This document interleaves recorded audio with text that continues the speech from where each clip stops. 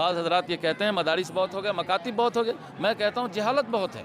آج حال یہ ہے کہ 75% مسلمانوں کو عید بقرعید کی نماز نہیں پڑھنے آتی ہے، اور نہیں معلوم کتنے فیصد ہیں، بلکہ 90% سے کم نہیں ہوں گے جن کو جنازے تک کی دعا یاد نہیں ہے۔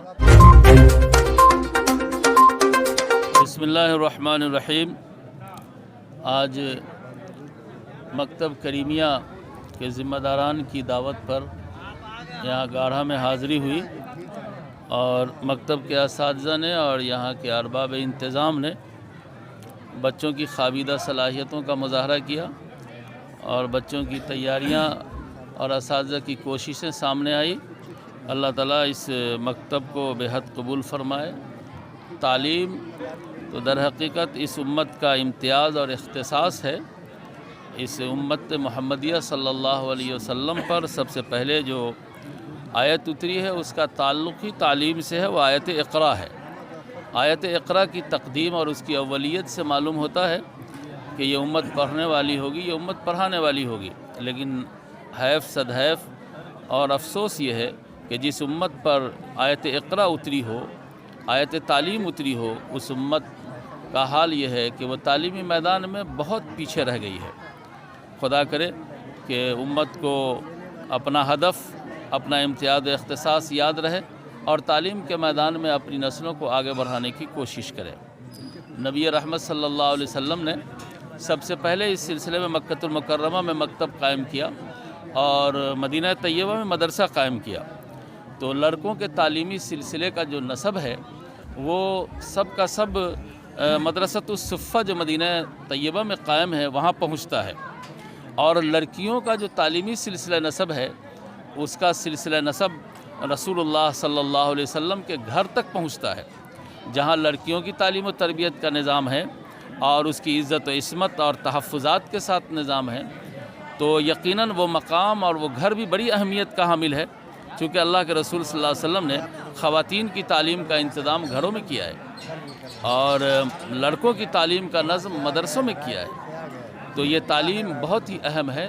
تعلیم کے بغیر سماج میں، معاشرے میں، ملک میں رونق نہیں آ سکتی، چاندنی نہیں پیدا ہو سکتی ہے، اور سماج ترقی کی راہ پر گامزن نہیں ہو سکتا ہے۔ بڑا عجیب المیہ ہے کہ وہ اقوام جن کے اوپر آیت تعلیم نہیں اتری وہ تو تعلیم کے میدان میں آگے ہے، اور ہم تعلیم کے میدان میں پیچھے ہیں۔ یاد رکھنا چاہیے کہ مقامی سطح پر جو علماء، جو حفاظ، جو ائمہ مساجد، اور خواہ وہ ہوم تعلیمی نظام کے تحت کام کر رہے ہوں، ان اساتذہ کی قدردانی، اس کی عزت و عظمت اور ان کی عزت نفس کا خیال رکھنا بہت ضروری ہے۔ ہمارا المیہ یہ ہے کہ ہم باہر کے تو بہت قدرداں ہوتے ہیں اور ہونا چاہیے، لیکن مقامی طور پر جو اساتذہ مکتب میں، مسجدوں میں بیٹھ کر کے پڑھاتے ہیں ان کی جو پذیرائی ہونی چاہیے، ان کو جو حوصلہ ملنا چاہیے، اس سے وہ اساتذہ ہمارے بے اعتنائی کے ساتھ دیکھے جا رہے ہیں۔